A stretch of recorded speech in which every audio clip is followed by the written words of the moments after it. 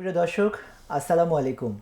কাছে দূরে দেশে প্রবাসে যে যেখান থেকে আমাদের সঙ্গে সংযুক্ত হয়েছেন সকলকেই আন্তরিক শুভেচ্ছা ও ভালোবাসা জানিয়ে শুরু করছি আপনাদের প্রিয় চ্যানেল প্যানভিশন টিভির স্বাস্থ্য বিষয়ক সরাসরি নিয়মিত সাপ্তাহিক আয়োজন শরীর ও মন অনুষ্ঠান।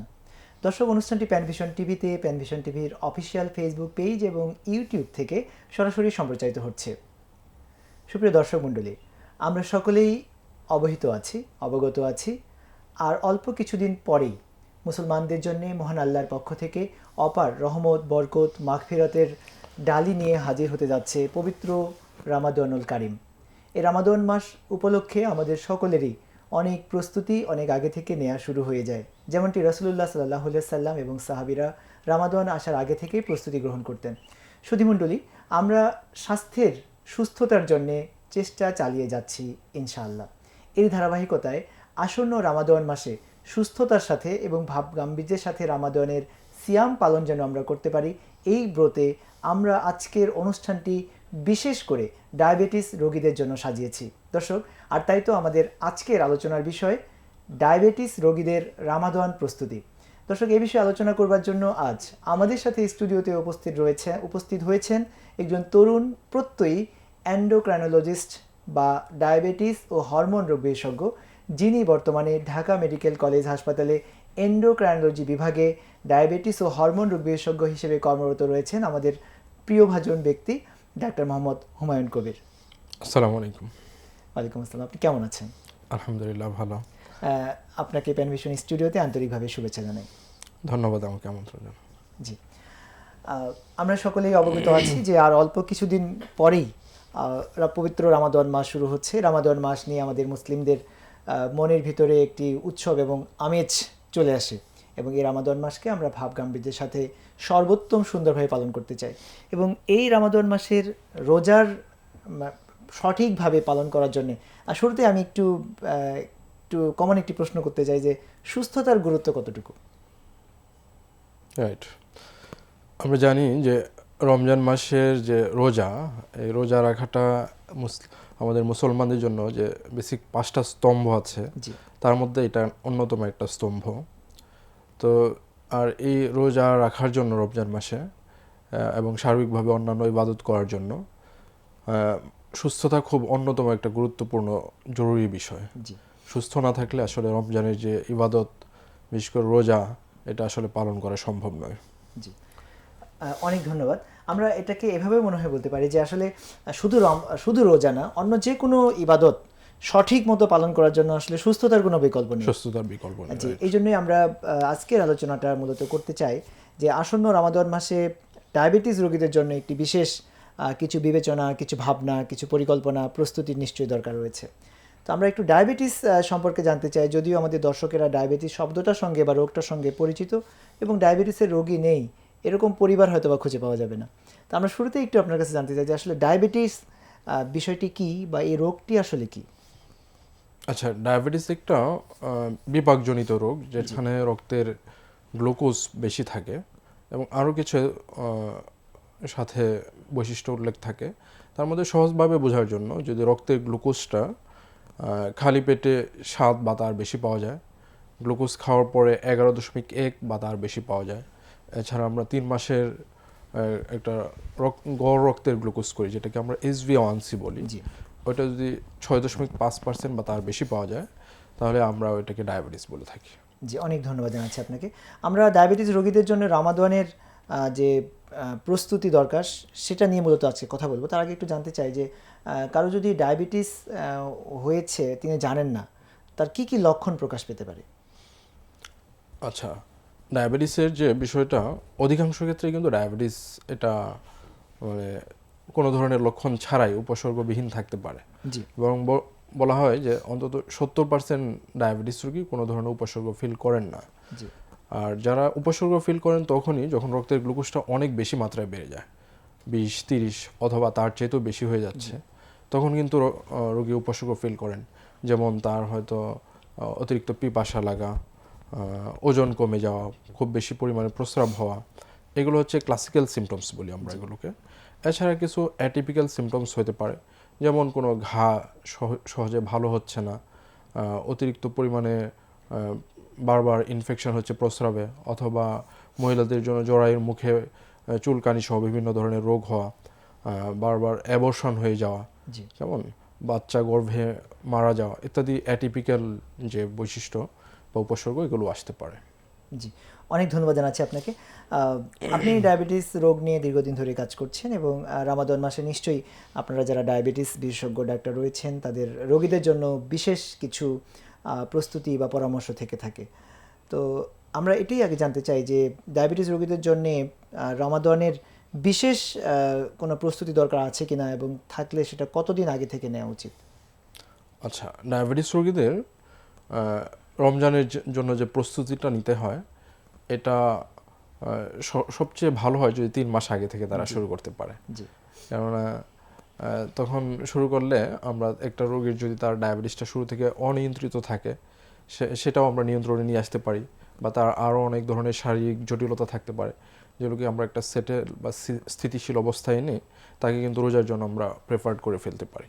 জি তো এটা হলে তো সবচেয়ে ভালো, কমপক্ষে 4 থেকে 6 সপ্তাহ আগে যোগাযোগ করলে আমরা তার প্রয়োজনীয় যে প্রস্তুতি বা পরিবর্তনগুলো তার দরকার চিকিৎসায় সেগুলো আমরা তাকে করতে পারি। এবং এই ক্ষেত্রে রোগী কিন্তু আমাদের দেশে প্রায় যেখানে 1.5 কোটির মতো ডায়াবেটিস রোগী আছে, এবং আল্লাহর রহমতে আমাদের দেশের মানুষজন মুসলমানরা রোজা রাখতে পছন্দ করে এবং রাখা উচিত অবশ্যই।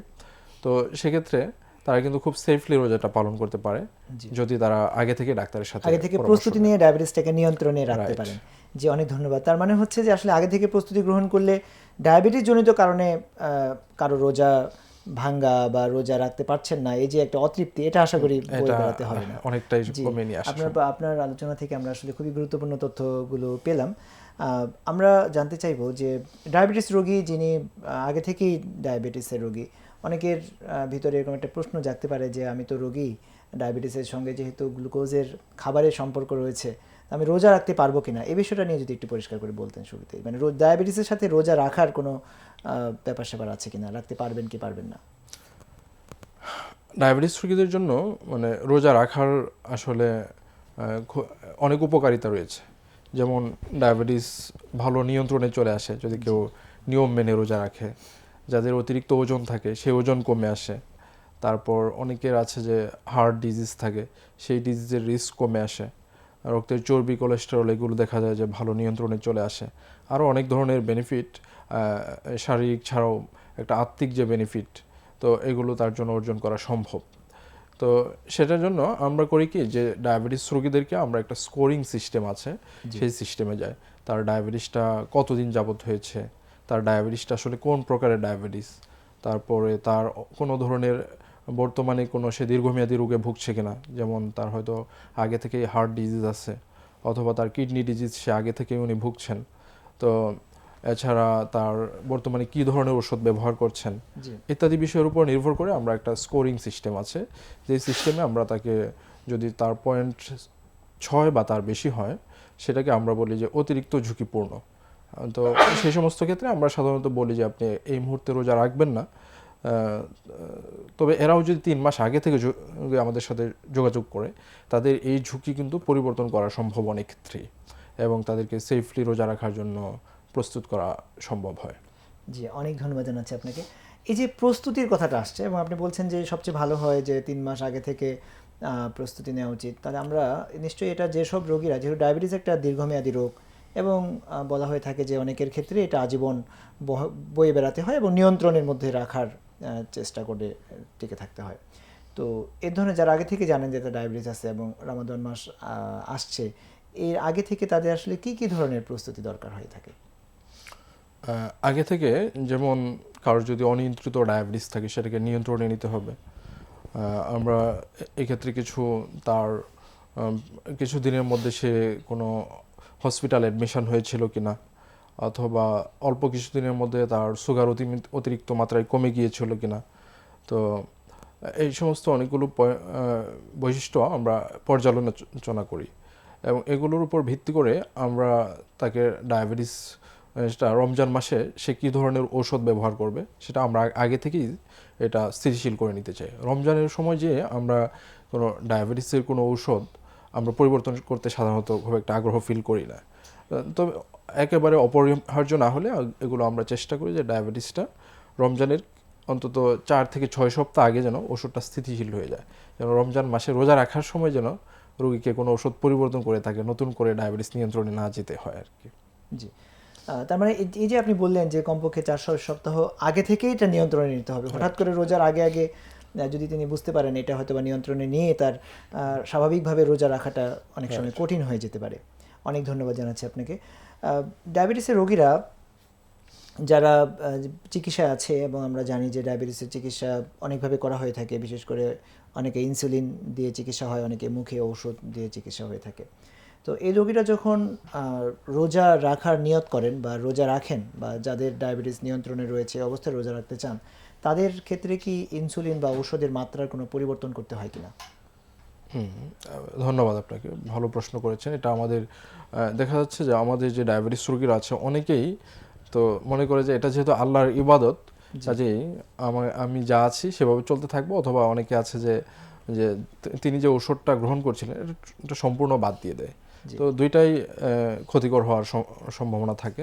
তো এই ক্ষেত্রে যেটা নিয়ম সেটা হচ্ছে ডাক্তারের সাথে পরামর্শ করলে আমরা তখন, যেমন কোনো রোগী উনি যদি 3 বেলা 4 বেলা ইনসুলিন পায়, তাকে আমরা 2 বেলা বা 3 বেলায় কীভাবে এটাকে সংকলন করা যায়, অথবা উনি যদি কোনো ডায়াবেটিসের এমন কোনো ওষুধ পায় যেটা সুগার অতিরিক্ত মাত্রায় কমিয়ে নিতে পারে, তো সেটাকে আমরা অনেক সময় ডোজ রিডিউস করে দিই, ডোজটা কমিয়ে দিই, অথবা সেই ডোজটাকে সময়টা পরিবর্তন করতে হয়। যে ওষুধটা সে হয়তো অন্য সময় সকালে খাচ্ছে, রোজার সময় হয়তো এটা সন্ধ্যায় বা ইফতারের সময় খাওয়া লাগছে, এরকম কিছু পরিবর্তন সাধন করতে হয়।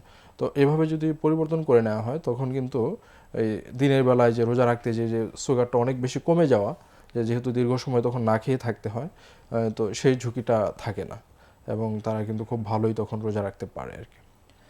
তাহলে কি আমরা এই বিষয়টা রোগীদের উদ্দেশ্যে, যারা ডায়াবেটিসের রোগী এবং ধর্মপ্রাণ মুসলিম, তারা রোজা রাখতে চান, এবং আপনি বলেছেন যে আমাদের মানুষের কিন্তু একটা রোজার প্রতি একটা আকর্ষণ আছে, রোজা রাখতে চায়। জি, হ্যাঁ, রোজা ভাঙ্গা বা না রাখাটাকে অনেকে মনে অস্বস্তিতে ভোগেন। তো যাতে কারো ক্ষেত্রে রোজা রাখা যাচ্ছে না এরকম কন্ডিশনে যেন কেউ না যান, এই প্রেক্ষাপট অনুযায়ী যদি আমরা একটু চিন্তা করি যে যারা ডায়াবেটিসের রোগী রোজা রাখছেন, এই প্রেক্ষাপটে রোজা যখন শুরু করে দেওয়া হয়, রোজা থাকা অবস্থায় তিনি একটু খারাপ অনুভব করছেন, মানে তার শরীর একটু খারাপ লাগছে, অস্বাভাবিক লাগছে, এই সময় তিনি কি করবেন? আচ্ছা, যদি রোজা রাখা অবস্থায় শরীর খারাপ লাগে, আমরা বলি যে যে রোজা যখন রাখবে তখনও তিনি, বিশেষ করে প্রথম দিকে অবশ্যই খুব ঘন ঘনই উনি ডায়াবেটিসটা চেক করবেন। এবং একটা গুরুত্বপূর্ণ বিষয় হচ্ছে যে এটা আমরা আলেমদের কাছ থেকে জেনেছি যে রোজা রেখেও ডায়াবেটিস পরীক্ষা করতে বা রক্তের গ্লুকোজ পরীক্ষা করতে কোনো বাধা নেই। তো কাজেই তখন আমরা বলি যে আপনি আপনার ডায়াবেটিসটা হচ্ছে সকালে 9টা-10টার দিকে মাপবেন একবার, এবং আরেকবার ইফতারের আগে মাপবেন। সকাল 9টা-10টার দিকে যদি তার ডায়াবেটিসটা 8, 9 বা 10 থাকে, আর ইফতারের আগে যদি 5, 6 বা এরকম একটা জোনে থাকে, তাহলে তার রোজা রাখতে সাধারণত সমস্যা নেই। এছাড়াও যদি কখনও উনি খারাপ বা অস্বস্তি ফিল করেন, তখনও উনি ডায়াবেটিস মাপবেন। ডায়াবেটিস মেপে যদি এটা দেখা যায় 4-এর নিচে পাওয়া যাচ্ছে, তাহলে সেক্ষেত্রে পরামর্শ হচ্ছে তিনি, মানে আমাদের মেডিকেল অ্যাসপেক্ট থেকে পরামর্শ হচ্ছে তার রোজা সেই সময় ভাঙতে পারবেন উনি, এবং ভাঙা উচিত। তো এমনি উনি যেহেতু এটা ধর্মীয় বিষয়, এটা ওনারা তখন স্থানীয় আলেমদের সাথে আরও যোগাযোগ করে নেবে যে ডাক্তার এই পরামর্শ দিয়েছে, আমার কি করা উচিত। তো আমরা যেটা জেনেছি যতটুকু, আমাদের আলেমরাও এই বিষয়ে পরামর্শ দেন যে না, ডাক্তার যদি এটা বলে তাহলে সেটা রোগীর এটা অনুসরণ করা উচিত আর কি। জি জি, এটা নিয়ে সম্ভবত একটা কনসেনসাসও আছে, আমি যতটুকু জানি যে ইন্টারন্যাশনাল স্কলার, ইসলামিক স্কলারদের সাথে চিকিৎসকদের, যেহেতু ডায়াবেটিস লেভেল 4-এর নিচে নামলে এই রোগীর কি শারীরিক ক্ষতি হতে পারে, সেটা আবার ধর্মীয় অ্যাসপেক্ট থেকে অনেক সময় তার জন্য ব্যাখ্যা করা কঠিন হতে পারে, আবার ধর্মীয় বিধানটাও চিকিৎসকদের জন্য ব্যাখ্যা করা কঠিন হতে পারে। তো দুইটার সমন্বয়ে যেহেতু মানে ইসলামিক স্কলারদের একটা কনসেনসাস রয়েছে যে ডায়াবেটিস লেভেল আপনি বললেন যে 4-এর নিচে যদি নামে এবং রোগী যদি শারীরিকভাবে খারাপ অনুভব করেন, সেই প্রেক্ষাপটে অনেক সময় শুধু নামাটাই নয়, অনেক সময় খুব বেশি গ্লুকোজ থেকেও জটিলতা হতে পারে। সেই ক্ষেত্রে যদি আমরা বলা হয় যে 300 মিলিগ্রাম পার ডিএল অথবা 16.7 ন্যানো মিলিমোল পার লিটারের বেশি হয় সুগার, তো সেক্ষেত্রেও উনি রোজা ভাঙা লাগতে পারে অথবা কমপক্ষে চিকিৎসকের শরণাপন্ন হওয়া উচিত। অনেক ধন্যবাদ। এবং এক্ষেত্রে তো শরীয়তের বিধানও তো একটা রয়েছে যে রোজা অসুস্থতাজনিত রোজা ভেঙে ফেললে সেটা পরবর্তী সময়ে আদায় করে তিনি নিতে পারবেন। জি জি, অনেক ধন্যবাদ জানাচ্ছি আপনাদেরকে বিষয়টি পরিষ্কার করানোর জন্য। এবং উনি এই ক্ষেত্রে আরেকটা বিষয় হচ্ছে যে উনি একটা রোজা যদি উনি জোর করে রাখতে চায়, যে দেখা গেল যে তখন দেখা গেল সুগারটা অনেক বেশি নেমে গেল, হাইপোগ্লাইসেমিয়া, তখন তাকে হসপিটালাইজ করা লাগলো, উনি এবং ওনার আত্মীয় স্বজন সবাইকে হাসপাতালে দৌড়াতে হলো। তো এই একটা রোজা জোর করে রাখতে যে দেখা গেল পরে আরো কয়েকটা রোজা তাকে মিস করতে হচ্ছে। যে অনেক ধন্যবাদ, ভালো একটা পয়েন্ট আপনি উল্লেখ করেছেন, এজন্য আপনাকে ধন্যবাদ।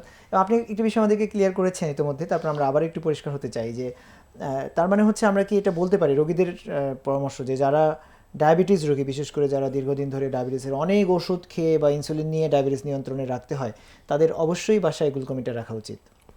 অবশ্যই, বিশেষ করে যারা ইনসুলিন নেন অথবা সালফোনাইলেরিয়া জাতীয় ড্রাগ, সিক্রোডোবক্স যারা নেন, তাদের অবশ্যই নিজস্ব গ্লুকোমিটার থাকা উচিত। এবং এক্ষেত্রে আপনার পরামর্শ দিলেন যে রোজা যখন তারা রাখবেন দিনের বেলাতেই, রোজা থাকা অবস্থাতেই তারা দিনে 2-3 বার বা যখন তার খারাপ লাগবে তখন তিনি ব্লাড গ্লুকোজটা মাপা উচিত। জি, এটা তো আপনি পরিষ্কার করলেন আমাদেরকে যে অনেকে তো প্রশ্ন থাকতে পারে যে গ্লুকোজ মাপলে শরীর থেকে রক্ত বের হবে, এই ক্ষেত্রগুলোতেও মনে হয় কনসেনসাস রয়েছে স্কলারদের যে এই ক্ষেত্রে রোজা ভাঙে না।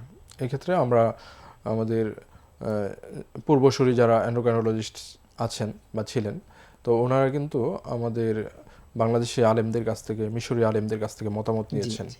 তো ওনারা এই ব্যাপারে অনুমতি দিয়েছেন যে এই সমস্ত ক্ষেত্রে রোজা রেখে ডায়াবেটিস পরীক্ষা করতে অথবা ইনসুলিন দিতে কোনো বাধা নেই। অনেক ধন্যবাদ আপনাকে জানাচ্ছি। তাহলে এই প্রাসঙ্গিক এই বিষয়টা আমরা একটু আপনার কাছ থেকে পরিষ্কার হয়ে নিতে চাই যে ইনসুলিনের ক্ষেত্রে আপনি বলেছেন যে এটা ডোজ অ্যাডজাস্টমেন্টের দরকার হতে পারে, ডোজটা যেহেতু একটু বাড়া কমা করা অথবা ডোজের সময়টাকে পরিবর্তন করা, যেহেতু আমরা একটা নির্দিষ্ট সময় না খেয়ে থাকবো। এই ক্ষেত্রে যেহেতু ইনসুলিন আমরা জানি যে খাবার আগে দিতে হয়, তো সেক্ষেত্রে তো যখন আমরা ইফতার করি তখন তো আমরা খাওয়া দাওয়া দিয়ে ইফতার শুরু করি। এই রোগীদের ক্ষেত্রে আসলে একটা সহজ সমাধান কি হতে পারে যে তারা ইনসুলিনটা কোন সময়টাতে নেবেন? তো ইনসুলিন যেহেতু আমরা একটু আগে বললাম যে আলেমদের মতামত হলো যে রোজা রেখে ইনসুলিন দিতে কোনো সমস্যা নেই। তো সেক্ষেত্রে উনি কিন্তু মানে ইফতারের পূর্বেই ইনসুলিন শরীরে পুশ করতে কোনো সমস্যা নেই। তো সবচেয়ে ভালো হয় যে তখন ডায়াবেটিসটা দেখে নেওয়া। ডায়াবেটিস যদি অনেক কম থাকে সেক্ষেত্রে তো সতর্কতা স্বরূপ ইনসুলিনটা সাথে সাথে না নিয়ে জাস্ট খুব বেশিক্ষণ আগে না নিয়ে ইফতারের কাছাকাছি সময়ে নিবে আর কি। যেহেতু ইনসুলিনের প্রকারভেদ অনুযায়ী ইনসুলিনটা পুশ করার পরে এটা রক্তে যাইতে সাধারণত 15 মিনিট থেকে 1 ঘন্টা পর্যন্ত সময় লাগে। তো সেই প্রকারভেদ অনুযায়ী উনি ইনসুলিনটা ওই ডাক্তারের কাছ থেকে জেনে নেবেন যে এটা উনি খাবারের কতক্ষণ আগে ইনসুলিনটা পুশ করতে হবে। অনেক ধন্যবাদ। কিন্তু আমরা এটা পরিষ্কার হলাম যে রোজা থাকা অবস্থায় ইফতার না করেই, মানে রোজা না ভেঙেই ইনসুলিন তিনি আগেই দিতে পারবেন। জি, অনেক ধন্যবাদ। একটা গুরুত্বপূর্ণ প্রশ্ন আমরা ভালো মতো জানতে পারলাম। ডায়াবেটিস রোগীদের ক্ষেত্রে খাদ্যাভ্যাসজনিত কোনো বিশেষ প্রস্তুতি রয়েছে কিনা, বা যারা আগে থেকে ডায়াবেটিসের রোগী তারা যেটুকু সময় মানে রোজার মুহূর্তটা, রোজাকালীন নির্দিষ্ট সময়টা বাদ দিয়ে বাকি যে সময়টা থাকছে এই সময় তো তার এই শরীরের ঘাটতিটা পূরণ করে নিতে হবে, এই কেন্দ্রিক কোনো বিশেষ পরামর্শ আছে কিনা? জি, এই ক্ষেত্রে পরামর্শ হচ্ছে আমরা এমনিতে আমাদের ডায়াবেটিস রোগীরা দীর্ঘক্ষণ না খেয়ে থাকা আমরা সাধারণত পছন্দ করি না, বা আমরা রোগীদেরকে বলে থেকে যে 3 ঘন্টা পর পর আপনি আপনার খাবারটা গ্রহণ করবেন।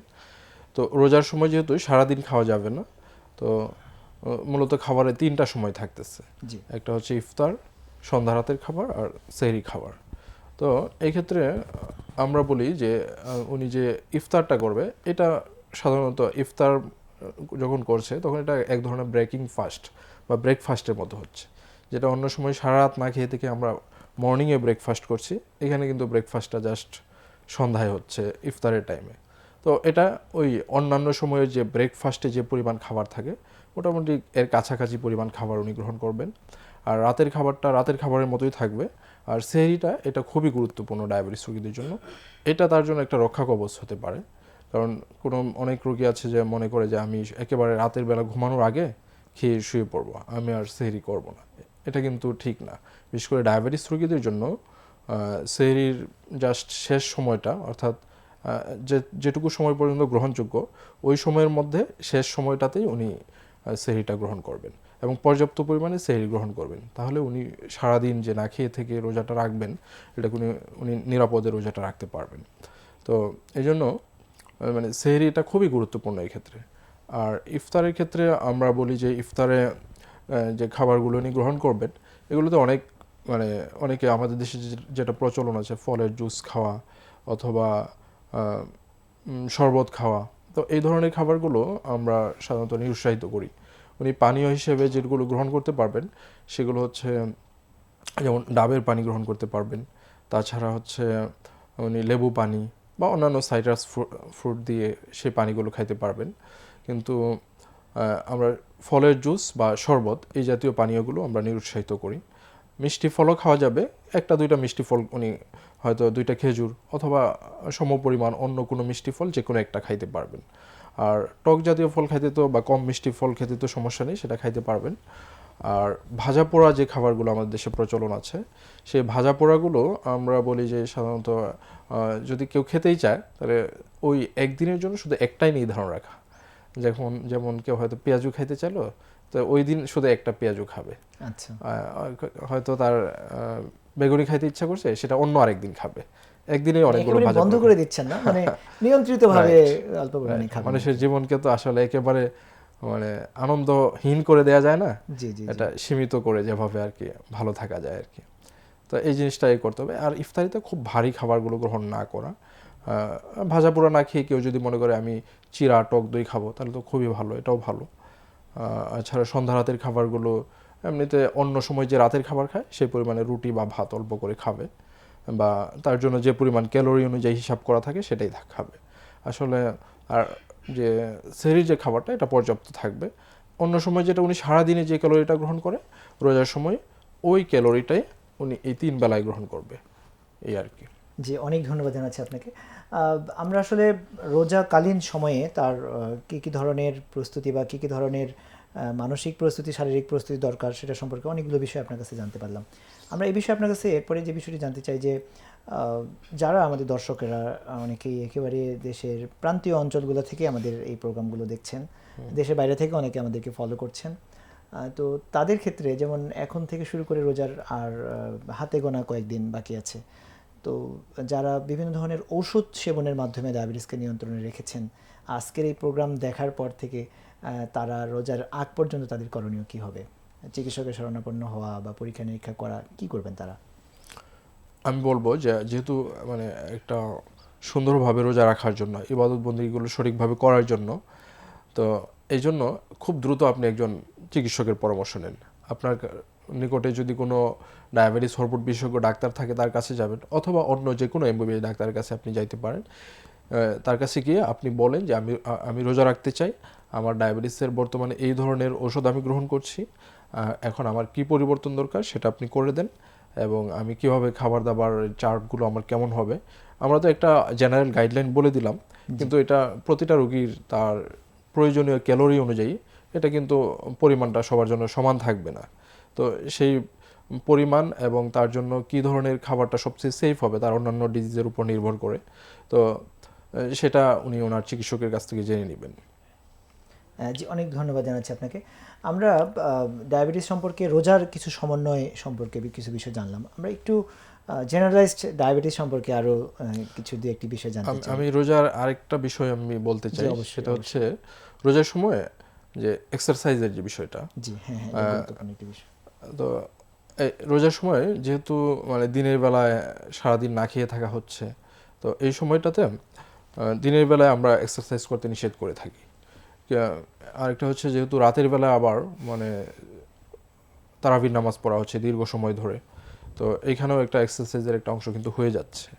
তো তারপরেও যদি কেউ মানে ভালো এনার্জেটিক ফিল করেন তিনি কিন্তু তারাবির নামাজের পরে অথবা ইফতারের কমপক্ষে 1 ঘন্টা পরে উনি কিন্তু কিছু ব্যায়াম করে নিতে পারেন। ব্যায়ামটা হয়তো অন্য সময় যা করতেন তার চাইতে কিছু কম করলেও হবে, যেহেতু তারাবির নামাজ একটা বেশ ভালো অংশ ব্যায়ামকে কভার করে নিচ্ছেন, এটা কিন্তু ওনারা করতে পারেন। আর আমি এখানে আরেকটা বিষয় বলে রাখতে চাই, আমাদের দেশে যে করার মানে অতিরিক্ত পরিমাণে ইফতার করার যে বিষয়টা, ইফতারে যে মানে খাবার অনিয়ন্ত্রিত পর্যায়ে খেয়ে ফেলা, এটার কারণেই কিন্তু পরবর্তীতে দেখা যায় যে তার তারাবির নামাজ বা তার যে এক্সারসাইজ, সন্ধ্যার পরে যে এক্সারসাইজ করার এই এনার্জিটা উনি ফিল করবেন না, যদি উনি ইফতারের পরিমাণটাকে উনি অনেক বেশি ঠিক পরিমাণে না দিয়ে রাখতে পারেন। তো এই জন্য ইফতারে এবং যারা অতিরিক্ত ওজন থাকে, আমাদের দেশে অনেকে মনে করে যে আমি যেহেতু রোজার মাস এসেছে আমি একটু ওজন কমিয়ে নিব, কিন্তু এটা অধিকাংশ ক্ষেত্রে যেটা হয় যে রোজার ইফতারে যে অতিরিক্ত খাবারটা হয় সেই খাবারের ফলে তার আর ওজন কমানো সম্ভব হয় না। এছাড়াও হচ্ছে যে অতিরিক্ত খাবারের ফলে তারপরে পরের যে তারাবির নামাজ, এশার নামাজ বা রাতের খাবারেও তার বদহজম হতে থাকে। তো এরকম বিভিন্ন উনি কিন্তু কষ্টকর পরিস্থিতির সম্মুখীন হন। এটা কিন্তু শুধুমাত্র ইফতারটাকে নিয়ন্ত্রিত পর্যায়ে করেই অনেকগুলো মানে বিরূপ পরিস্থিতি এড়িয়ে যাওয়া সম্ভব এই ক্ষেত্রে। আমরা একটা আপনার কাছ থেকে একটা মানে কথাটাকে এভাবে একটা সুন্দর মেসেজ পেলাম যে যেটুকু সময়ে আল্লাহ নির্ধারিত যে সময় থেকে যে সময় পর্যন্ত খাওয়া দাওয়া থেকে বিরত থাকা কি আমরা রোজা বলে থাকি, ওই সময় তো নিশ্চয়ই খাবেন না, তবে যে সময়টুকু পাওয়া যাচ্ছে এই সময়ে তার প্রাত্যহিক দিনের ক্যালোরিটা অবশ্যই তাকে গ্রহণ করতে হবে, কিন্তু সেটা ইফতারের সময় একেবারে অনেক বেশি পরিমাণে নয়। সারাদিন না খেয়েছিলাম এখন পুরো একবারে খেয়ে নেব এমন নয়। এইটা কিন্তু আমাদের অনেকেরই এই ভুল বলতে এই অভ্যাসটা রয়ে গেছে যে অনেক ক্ষুধা, যেহেতু সারাদিন রোজা ছিলাম ইফতারে অনেক খাবার খেয়ে নিলাম। আমরা একটা ভালো পরামর্শ পেলাম, তাহলে তারা আসলে এই খাবারগুলো কিভাবে খাবেন? ইফতারের সময় একটু করে খেয়ে ইফতারের পর নামাজের পরে আবার একটু খাবেন, এরকম কি ব্যাপারটা? রাইট, আমরা যেটা বললাম যে যে জাস্ট ইফতারের সময়টা তার ব্রেকফাস্টে যে পরিমাণ অল্প করে খাইতো তো ওই পরিমাণে খাবে। এছাড়া হচ্ছে রাতের খাবারটা সেম, আর দুপুরে যেহেতু আমরা বেশি খেয়ে অভ্যস্ত, দুপুরের খাবারের সম পরিমাণটা উনি সাধারণত সেহরিতে খাবেন। জি, অনেক ধন্যবাদ জানাচ্ছি। আর আমরা ডায়াবেটিস সম্পর্কে যে বিষয়টি জানতে চাচ্ছিলাম যে ডায়াবেটিসের রোগী যারা রয়েছেন, ডায়াবেটিস তো অনেকের ভিতরে শরীরের থেকে বা অনেক সময় ডায়াগনোসিস হতেও দেরি হয়, আবার অনেকের ভিতরে রয়েছে কিন্তু তিনি এটাকে গুরুত্ব কম দিচ্ছেন, একটু নীরব ঘাতকের মতো তার শরীরে আস্তে আস্তে ক্ষতি করছে। আমরা জাস্ট শেষ প্রশ্নটা আপনাকে জানতে চাই যে ডায়াবেটিসের রোগীরা যদি অনিয়ন্ত্রিত জীবনযাপন করেন বা ডায়াবেটিসটাকে গুরুত্ব দিয়ে সঠিক সময়ে চিকিৎসার মধ্যে না থাকেন, কি কি জটিলতার সম্মুখীন হতে পারে? আচ্ছা, এখন ডায়াবেটিস একটা তো হচ্ছে রোজা শেষ হয়ে গেলেও তার ডায়াবেটিস তো আর ভালো হয়ে যাচ্ছে না। হ্যাঁ, কেউ যদি সঠিকভাবে প্রস্তুতি নিয়ে রোজা রাখে এটা তার ডায়াবেটিসের জন্য উপকারী হবে। ওনার ডায়াবেটিস ভালো নিয়ন্ত্রণে চলে আসবে, তার ওজন বেশি থাকলে সেগুলো নিয়ন্ত্রণে আসবে, রক্তের চর্বি কোলেস্টেরল নিয়ন্ত্রণে চলে আসবে, তার হার্ট ডিজিজের রিস্ক কমে আসার সম্ভাবনা থাকে। তো এগুলো অনেকগুলো বেনিফিট থাকে, এবং রোজার পরেও উনি কিন্তু আবার ডাক্তারের সাথে যোগাযোগ করবেন যে আমার যে রোজার সময় আমাকে ডাক্তার এইভাবে অ্যাডজাস্টমেন্ট দিয়েছিলেন, এখন আমাকে যে আমার ঔষধ বা খাবার দাবারের নিয়ম আবার নতুন করে কি হবে এটা উনি ওনার চিকিৎসকের কাছ থেকে জেনে নেবেন। এখন যদি সেটা না করা হয়, আমাদের দেশে যেটা হয় যে আমি এই জন্য একটা কথা বলি কি, অনেক সময় আমি আমার রোগীদেরকে বলি যে দেখেন, ডায়াবেটিসের চিকিৎসা দুইভাবে দেওয়া যায়। একটা হচ্ছে যে আপনি শুরু থেকেই ডায়াবেটিসের চিকিৎসা খুব ভালো করে নিলেন, আপনি ডাক্তারের কাছে গেলেন, ডাক্তার যে সমস্ত নিয়ম কানুন দেয় আপনি সেগুলো ভালো করে ফলো করলেন, ডাক্তার যে সমস্ত ঔষধ দেয় সেগুলো খুব ভালো করে করে রাখলেন, এবং আপনি আপনার ডায়াবেটিসকে ভালো নিয়ন্ত্রণে রাখলেন। এটা একটা ভালো বিষয় হতে পারে। আরেকটা বিষয় হতে পারে যে আপনি হয়তো এখন যে ডায়াবেটিস একটু বেশি আছে, ঠিক আছে, 14-15 বা 12-14 থাকতেছে, কিন্তু আপনি হয়তো খুব একটা অসুবিধা ফিল করছেন না, আমার শারীরিকভাবে তো আমি কোনো সমস্যা ফিল করছি না। অনেকে মনে করে যে আমি যেহেতু পেট ভরে খাইতে পারি এখনও আমার খাবারে কোনো অসুবিধা হয় না, অথবা আমি ভালো শক্তি আছে আমার শরীরে, এখনও আমি 2 মাইল হাঁটতে পারি।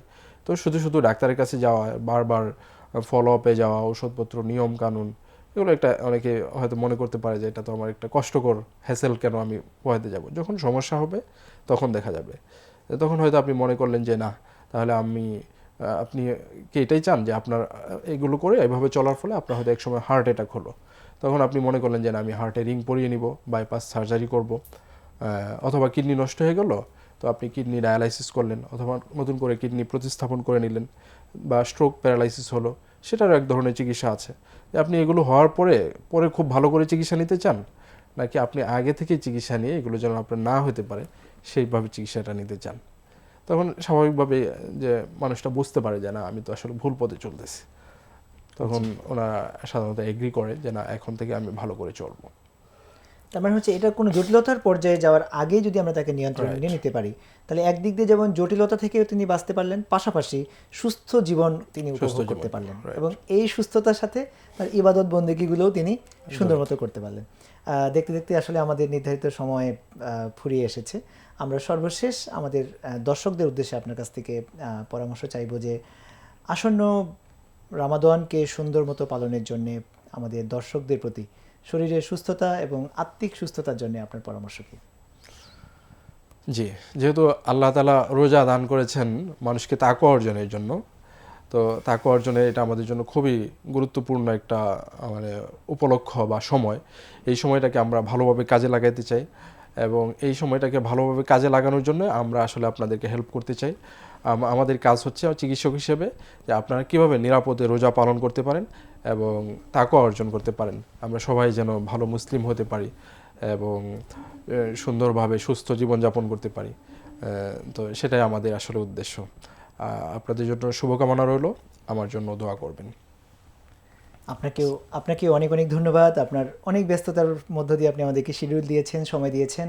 আপনার আজকের এই চমৎকার তত্ত্ববহুল সুন্দর পরামর্শগুলো আমাদের এই দর্শকদের জন্য অনেক উপকার বয়ে নিয়ে আসবে, সুস্থতার সাথে সুন্দর মতো সামনে রামাদানের রোজা রাখার জন্য তাদের জন্য সহায়ক হবে বলে আমরা বিশ্বাস করি। এবং আপনার এই সময় দানের জন্য মহান আল্লাহ আপনাকে উত্তম প্রতিদান দান করুন। জাযাকাল্লাহ খাইর। আপনাকেও ধন্যবাদ। ধন্যবাদ আপনাকে। সুপ্রিয় দর্শক, পুণ্যের সূর্য উদয় হয়ে পাপের হোক অবসান, জংগুলো সব ঝরে গিয়ে ঈমান করুক শান। ঈমানকে শান দেওয়ার জন্যে আসন্ন রামাদান মাস আসছে আমাদের সামনে। এই রামাদান মাসের উৎসব ভাব এবং রামাদান মাসের ভাব গাম্ভীর্য এবং রামাদান মাসের হক আদায় করে সিয়াম ব্রতসহ তারাবিসহ অন্যান্য ইবাদতগুলো সঠিক মতো পালন করে পাপ মুক্ত হবার জন্যে সুস্থতার কোনো বিকল্প নেই, এবং তার জন্য সবচেয়ে গুরুত্বপূর্ণ প্রস্তুতি দরকার ডায়াবেটিস রোগীদের। দর্শক, আমরা আজকে ডায়াবেটিস রোগীদের রামাদান প্রস্তুতিমূলক যে আলোচনা রামাদান শুরু হওয়ার বেশ কিছুদিন আগেই করে ফেললাম। আশা করি এই আলোচনাগুলো আপনাদের রামাদান মাসকে সুন্দরভাবে পালনের জন্য, সুস্থ থাকার জন্য এই পরামর্শগুলো আপনাদের কাজে লাগবে। দর্শক, এই পরামর্শের আলোকে বিশেষ করে ডায়াবেটিস রোগী যারা আমরা আছি, এর মধ্যেই রামাদানের আগেই আপনার চিকিৎসকের পরামর্শ নিয়ে আপনার শারীরিক ফিটনেস আপনি চেক করে নিন, এবং এই ডায়াবেটিস অনিয়ন্ত্রণের কোনো পর্যায়ে থাকলে সেটাকে নিয়ন্ত্রণে আসার প্রয়োজনীয় ওষুধ অ্যাডজাস্ট করে নিন, এবং রামাদান মাস আসার আগেই আপনি পরিপূর্ণ সুস্থ হন, ফিট থাকুন রামাদানের রোজা পালনের জন্যে, এবং মহান আল্লাহর নৈকট্য লাভ করে সবচেয়ে প্রিয় বান্দা বান্দি হওয়ার জন্যে। দর্শক, অনুষ্ঠানে উপস্থিত থাকার জন্য, দেখার জন্য আপনাদেরকে আন্তরিকভাবে ধন্যবাদ জানাচ্ছি। পরবর্তী পর্বে ভিন্ন আরও কোনো একটি বিষয় নিয়ে আমরা আলোচনায় যুক্ত হবেও। ভালো থাকবেন, সুস্থ থাকবেন। আল্লাহ হাফেজ। আসসালামু আলাইকুম।